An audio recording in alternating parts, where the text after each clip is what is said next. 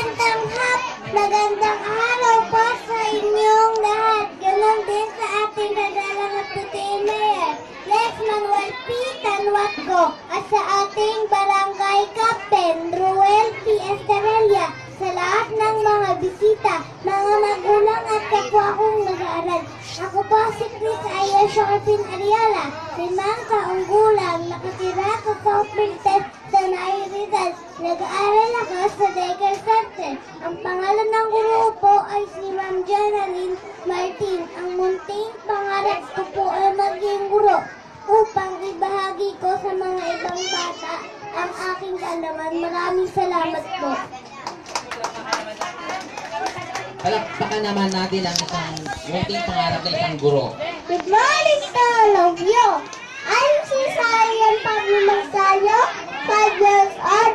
I live in Block 13, Lot 31, South Belton, Tanay Rizal. I study here in South Belton 3-day courses ko, and my teacher is Jenaline Martin.